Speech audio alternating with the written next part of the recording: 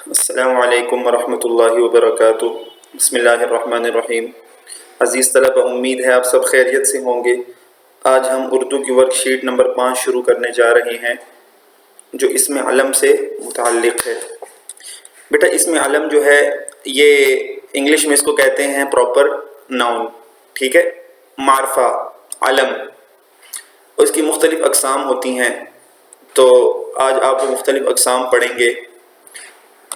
آئیے شروع کرتے ہیں۔ وہ اسم جو مختلف اشخاص شخص کی جمع ہے، ٹھیک ہے، وہ اسم جو مختلف شخصوں یعنی اشخاص کی پہچان کے لیے علامت کا کام دے۔ تو پہچان کے لیے بیٹا یہ کیا ہوتا ہے؟ علم علامت کا کام دیتا ہے، ٹھیک ہے۔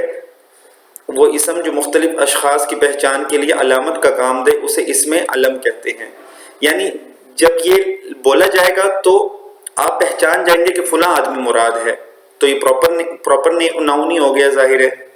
اب مختلف اس کی مثالیں دیتے ہیں، مثلا سر، نشان حیدر، کلیم اللہ، غالب، حالی، ام کلثوم، گاما، اچھو وغیرہ وغیرہ جو بھی ہیں، ٹھیک ہے۔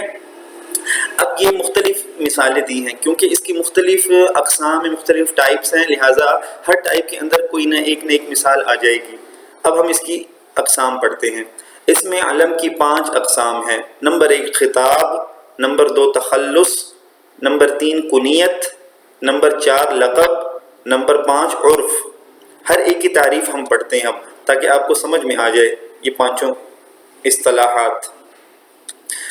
سب سے پہلے خطاب ہے، ٹھیک ہے، وہ نام جو کسی شخص کو اس کی غیر معمولی کا مطلب ہے بیٹا جو معمولی نہ ہو، یعنی بہت بڑی، جو غیر معمولی یعنی بہت بڑی ادبی اور قومی خدمات، یعنی کوئی ادب کی خدمت کی ہو، لٹریچر کی، یا قوم کی خدمت کی ہو، یا کارناموں یا کوئی کارنامے سر انجام دیے ہوں، یا کارناموں کے اعتراف میں حکومت کی طرف سے دیا جائے، یعنی اس کے قومی اور ادبی خدمات کا یا اس کے کارناموں کا اعتراف کر لیا گیا، حکومت نے اعتراف کیا اور حکومت کی طرف سے پھر کیا دیا، وہ نام دے دیا گیا، تو وہ خطاب کہلاتا ہے، ٹھیک ہے۔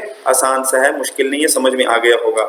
نمبر 2 تخلص، وہ مختصر نام جو شاعر اپنے اصلی نام کے بجائے ٹھیک ہے اختیار کرتے ہیں، اسے تخلص کہا جاتا ہے، ٹھیک ہے۔ شاعر اپنے اصلی نام کے بجائے جو مختصر نام استعمال کرتے ہیں، ٹھیک ہے، نظم وغیرہ میں، تو اسے تخلص کہتے ہیں۔ نمبر 3 پہ کیا ہے؟ کنیت۔ اب کنیت کسے کہتے ہیں؟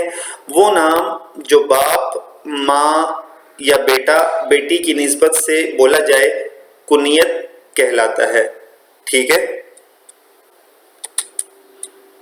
میں آپ کو اس کی مثال دیتا ہوں، مثلا ایک آدمی ہے، اس کے بیٹے کا نام ہے احمد، تو ہم اس آدمی کو کہتے ہیں ابو احمد، یعنی احمد کا باپ، تو یہ اس کی کنیت ہو جائے گی، ٹھیک ہے، کیونکہ آپ نے اس کو اس کے بیٹے کی نسبت سے بلایا ہے۔ نمبر 4 ہے وہ وصفی نام جو کسی شخص کی خاص صفت یا خوبی کی وجہ سے مشہور ہو جائے، وہ وصفی نام یعنی وصف کی وجہ سے وہ نام پڑا ہے، جو کسی شخص کی خاص صفت یا خوبی کی وجہ سے، ایک آدمی میں کوئی صفت ہے اچھی یا بری، یا خوبی ہے اچھی یا بری، اس کی وجہ سے وہ نام مشہور ہو جائے، ٹھیک ہے، اور اس کے نام کا حصہ بن جائے، لقب کہلاتا ہے۔ کیا کہلاتا ہے؟ لقب کہلاتا ہے۔ اس کی مثال آگے آ بھی جائے گی، جیسے حضرت ابوبکر صدیق رضی اللہ تعالی عنہ بہت سچے تھے، جو بھی آپ صلی اللہ علیہ وسلم فرماتے تھے فوراً یقین کر لیتے تھے، تو ان کا لقب کیا پڑ گیا؟ صدیق، ٹھیک ہے۔ نمبر 5 وہ اسم جو کسی شخص کا اصلی نام تو نہ ہو مگر لاڈ پیار، نفرت یا حقارت کی وجہ سے مشہور ہو جائے، عرف کہلاتا ہے۔ اصلی نام نہیں ہے، لاڈ پیار میں پڑ گیا ہے، یا نفرت کی وجہ سے کوئی اس کو بلاتا ہے، یا حقارت چھوٹا سمجھتے ہوئے، حقیر سمجھتے ہوئے لوگ اس کو پکارتے ہیں، تو ہم اسے کیا کہتے ہیں؟ عرف۔ تو بیٹا یہ 5 قسمیں ہو گئیں علم کی۔ آگے کچھ جملے دیے جائیں گے اور اس میں آپ نے بتانا ہے کہ یہ خطاب ہے، لقب ہے یا تخلص ہے، تو وہ ہم اگلے سبق میں پڑھیں گے۔ تب تک کے لیے اجازت دیجیے۔ السلام علیکم ورحمۃ اللہ۔